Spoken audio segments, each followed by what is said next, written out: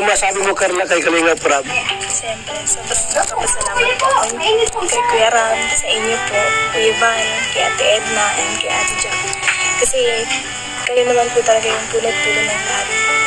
Kung hindi naman po dahil sa inyo, hindi naman po kami tagpuan, wala po kaming gantong bahay. Siguro po, sabi ko nga po kila Mama, kung hindi po kami natagpuan ng Kalingap, sabi ko, ano na kayang katayuan namin ngayon?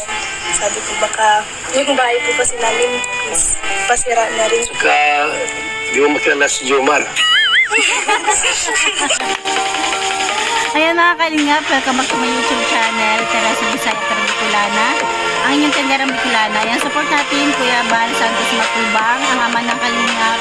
At syempre sa kanya may bahay at Edna Vlogs at Kalingap Prab. Araw po mga Kalingap, sa mapagpalang araw po sa ating lahat. Ngayon po nandito ako ngayon sa bahay ni Carla po. At mga Kalingap, punta po natin at alamin natin kung kumusta na pong bahay ni Carla po mga kaibigan. Ang ganda ng kulay po. Grabe, kitang-kita na sa malayo pa lang. Kulay dilaw po mga Kalingap po, na mayroong brown sa baba po ng pagkapintura. O, dumagagol. Ipost mo muna eh, sus. Kuya Bal talaga, i-post mo muna ay sus. Lagot ka mamaya kay Ate Edna. So, doon tayo mga Kalingap. Napaka-swerte po nila mga Kalingap. Ay, nag-video. Sila po yung nabahayan ni Kalinga Prab. Isa po sa mga angels po ito mga kaibigan, ha? Si Carla po. At isa po sa pinakamalaking bahay ito mga Kalingap. Dito tayo. Samahan po kami mga kaibigan. At alamin po natin kung okay na. Ay, shout out sa'yo. Sa mga viewers natin sa ating pong video. Gandang bahay po mga Kalingap po. Mga kaibigan, no? Wow! Yan po inabot po ng mahig 800,000. Grabe, magawa million. Kaibigan, no? Nangarap po, kuya.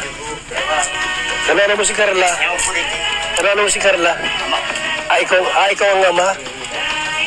Hindi ko lang ano lang. Tinak ko lang kung tapos na kasi Monday po ang ribbon cutting. So bago namin gawin ang ribbon cutting. Ayan mga kamamshi, kung mapapansin nyo, si tatay walis ng walis, diba? Kung sa mga masasela na tao na na medyo basta parang feeling nila nakakabastos, pero para kay tatay wala lang yan. Basta ang gusto ni tatay malinis yung bahay kasi nakakaya kay Kuya Bal. Diba?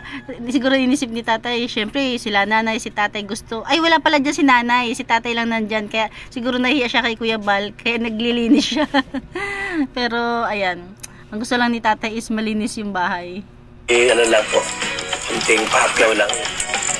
Makita po namin yung bahay po ninyo. Ganda. Kuya.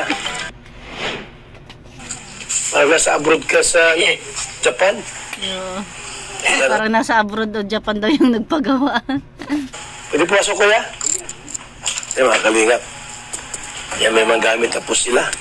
Yan na. Wow, wow, wow. May malaking telebisyon, may sopa, may lamisa, mga decorated tapos may mga ito na grabe ganda. So meron na silang lutuan, may ito dito, so may mga gamit kompleto. Hello po. Oh, yun niya si ate. Nais ko lang po kami. Asing galing ate? Sa baba, ano lang po ako. Ano pangalan mo ate? Cynthia po. Cynthia, ito yung nanay ni Carla. Nag-a-raise pa lang po kaya kami. Opo.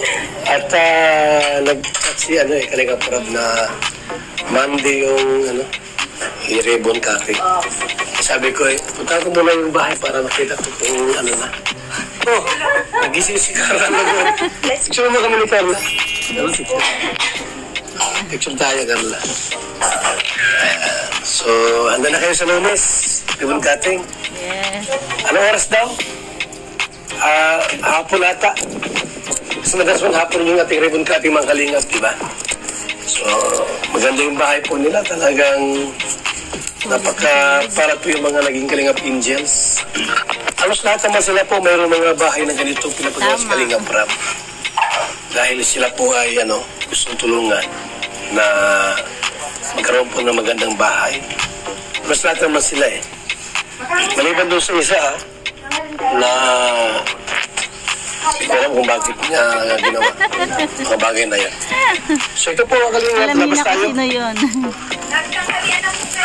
Opo, Nay. Okay na po. Oy, Kuya, salamat. Kuya. Kuya. Bali, umikot dyan si Kuya Bal sa buong bahay. Inikot niya talaga at napansin niya na super ganda talaga hanggang sa likod. Ano pangalan mo, Kuya? Ano masabi mo, Kuya, sa Kalingap Rab, especially? Anong masabi mo sa kanya? Anong word of lang? May mensahe lang. Kalingap Rab. Salamat po kay Kuya Rab po. Tapos kay Ate Jackie po. Kay Kalingap po. Sa Gabos po. Na kayo natulungan, no? Natulungan po kami po. Ayos po si pagpabahay po. Bahay niya po. Kasi hindi talaga basta-basta magpagbabahay, no? Sa atin lang talaga. Salamat po. Ikaw, Ate, ano ba mate? Cynthia po. Cynthia, anong masabi mo kay Kalingap Rab sa ginawa niyang pabahay? Ako lang Para sa akin po, magpapaliwanag na muna po. Pasensya na po kayo dahil po yung asawa ko, yung PWD po. Okay. Mahirap mag-intindi sa mga salita, mahirap din po magsalita po. Okay lang, yun naman lang. Bali, ano na yun ay, alam na namin yun, di ba, nung nakaraan nga nasabi nyo na, kaya naintindihan na namin. Kaya nga yung pagdating ni Kuya Bal, di ba, nagwawalisiko, tatay. Na lang din talaga, napakabait ni nanay, talagang naintindihan niya si tatay. Opo, ano po masasabi po, salamat po sa kay Kalingap Rab. Kasi po, nakita niya po yung anak ko malaking tulong po lang sa pag-aaral po. Tapos, ito po, pabahay namin na binigay niya po sa amin. Opo. Tapos sa inyo po, Kuya Bal, maraming salamat po sa asawa mo po. Tapos sa lahat po ng parte ng Team Kalingap po. Maraming salamat po sa inyo. Sino nga naka-scout kay Carla? Ang po, bali sana si Edo. Tapos, Okay. kasi po si Roseanne po, na-scout ni Edo. Tapos pinakilala po ni Roseanne yung anak ko kay Edo. Tapos, pero po, nagpunta po sa bahay nung una si Dr. Lab. Pero hindi po siya sumama. Matatakotin po kasi anak ko. Tapos talaga po, ang nakakita po sa kanya nung paakyat na po sila, nagaling sila kay Roseanne. Si Kuya Starax po. Ayun. Yung pala yun. Grabe, sobrang mahihain ni Carla. Ayaw talaga niyang harap sa mga tao, lalo pat parang basta ibig sabihin si Kalingap Edo pala dapat yung naka-scout sa kanya kasi nirecommend siya ni Roseanne. Kaya lang hindi sila nagtatagpo dahil lagi nagtatago si Carla. Tapos si Dr. Lab, hindi rin sila nagtatagpo dahil tinataguan niya si Dr. Lab.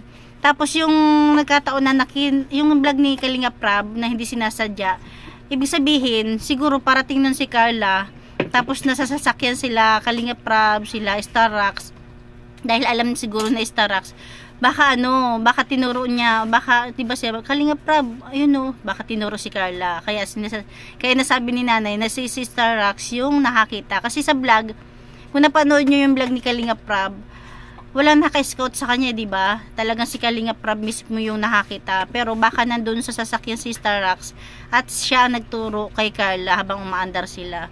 Yun. Ang gulo.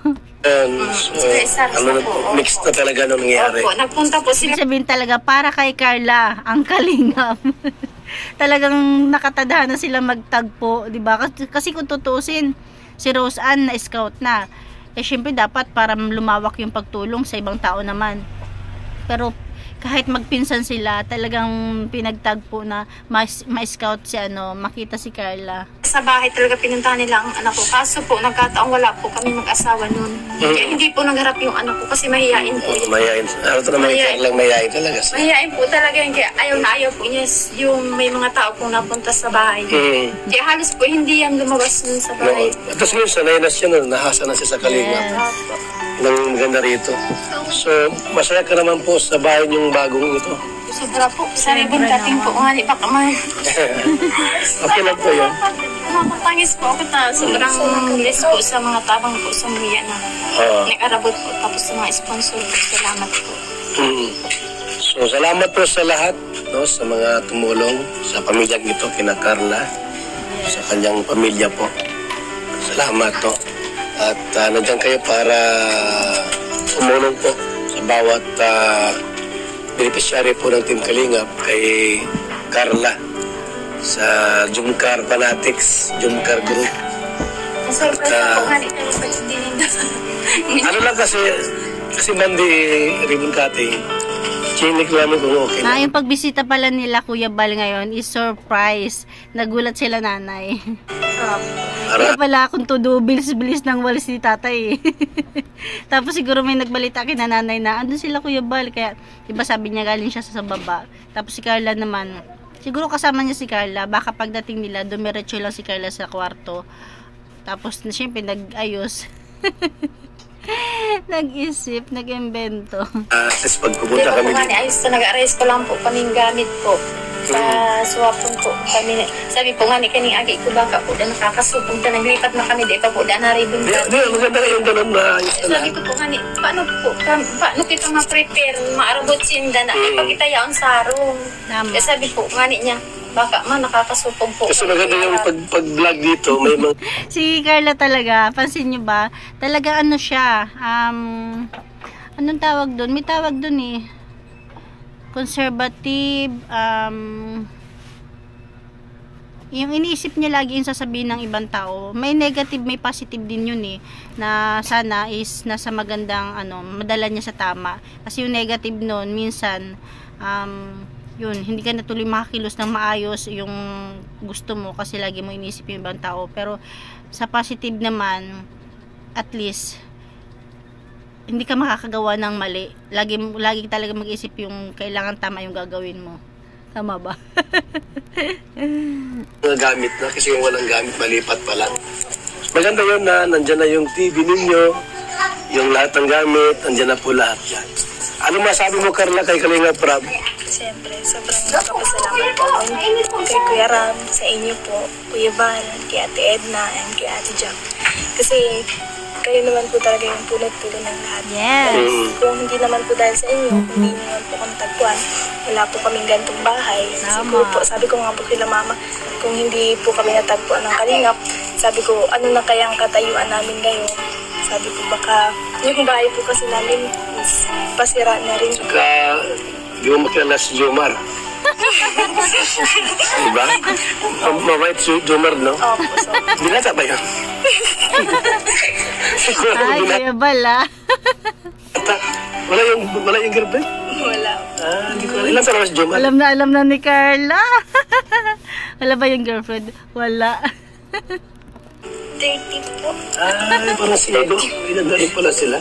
Si Dan? 31 Ilan na si Ido?